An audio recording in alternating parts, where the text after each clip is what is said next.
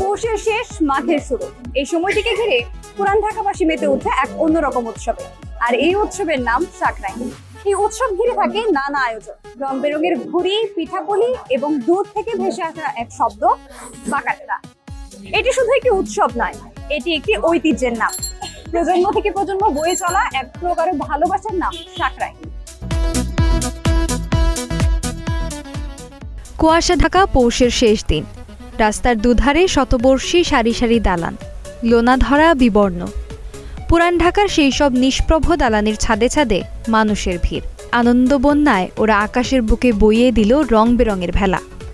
নদীর জলে নৌকা বাইছে যেমন প্রাণ জাগায়, তেমনি উদ্দীপনা জাগিয়ে উদার আকাশের জমিন জুড়ে লড়াইয়ে মাতল রং বেরঙের হাজারো ঘুড়ি।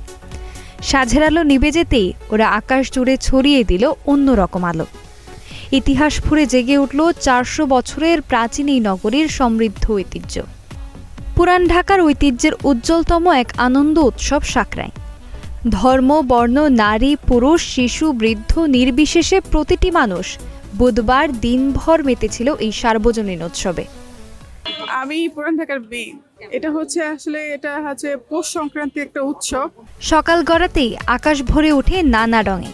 ছাদের পর ছাদ, হাতে হাতে নাটাই, সুতো টানে টানে শুরু হয় এক অন্যরকম যুদ্ধ, ঘুড়ি কাটার লড়াই। এটিই সাকরাইন।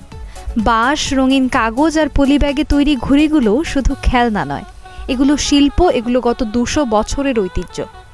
ঠিক কবে থেকে এই উৎসব পালন শুরু হয়েছে সে ব্যাপারে সুনির্দিষ্ট কোনো তথ্য পাওয়া যায় না। অনেক ঘুড়ি কিনেছি, তারপর এখন বাসায় গিয়ে উড়াবো। স্কুল থেকে ডাইরেক্ট চলে এসেছি ঘুড়ি কিনতে। এই দিনটিকে ঘিরে পুরান ঢাকার মানুষ ব্যস্ত হয়ে ওঠে নানা আয়োজনে, আর বাড়ির ছাদগুলো যেন হয়ে ওঠে উৎসবের মঞ্চ। সারাদিন আকাশে উড়ে গোয়াদার, চোখদার, মাসদার, লেজ লম্বা, টেক্কাসহ বাহারি রং ও ডিজাইনের ঘুড়ি। নাটাইও বাঁধা থাকে নানা ধরনের সুতো। এই উৎসব যেন শুধু পুরান ঢাকাবাসীর নয়, ঢাকার বিভিন্ন প্রান্ত থেকে সাকরাইনে যোগ দিতে আসে অনেকে। সংস্কৃতি আছে বলতে ঘুড়ি উৎসবটা যথাযথ নিয়মিত পালন হচ্ছে, সব ধরনের পালন হচ্ছে। ঘুড়িটাও কিন্তু ডিজে পার্টি বা এগুলো একটু কিছুটা কমে যাচ্ছে। তবে প্রতি বছর এই চিরচেনা চিত্র দেখা গেলেও এ বছর এই আয়োজন ছিল খুবই সীমিত। এর কারণ হিসেবে দোকানদার ও সাধারণ মানুষরা পারিপার্শ্বিক পরিস্থিতি, রাজনৈতিক অস্থিরতা, দেশের বর্তমান অবস্থাকেই দায়ী করেছেন। থেকে এবারে বিক্রি বাট্টাটা কম, কারণ ঘুড়ির আমেজটাই নষ্ট হয়ে গেছে, এই আর কি, আর কিছু না। সন্ধ্যা নামার পর শেষ হয় ঘুড়ির উৎসব।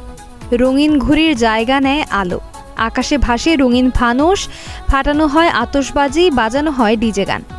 অনেকে বলেন এতে উৎসব আরও রঙিন হয়েছে, কেউ বা বলেন এতে হারিয়ে যাচ্ছে সাকরাইনের আসল সৌন্দর্য। প্রশ্ন ওঠে, সাকরাইন কি বদলে যাচ্ছে? না, এই বিগত বছরের তুলনায় এবার একটু কম। বাচ্চাদের আগ্রহের প্রতি আসক্তি কমে গেছে, মোবাইলের প্রতি আসক্তি বেড়ে গেছে। হয়তো বদলাচ্ছে, কিন্তু এটা শুধু ঘুড়ি ওড়ানোর উৎসব নয়, শুধু একটি আয়োজন নয়, এর সঙ্গে জড়িয়ে আছে মানুষের আবেগ, ভালোবাসা। যতদিন ঢাকার আকাশে একটি হলেও ঘুড়ি উড়বে, যতদিন বাকাট্টা শব্দটি ভেসে আসবে, ততদিনই বেঁচে থাকবে সাকরাইন। আর এই একদিনের জন্য হলেও ঢাকাবাসী মনে করে এই শহর কংক্রিটের নয়, এই শহর ঐতিহ্যের।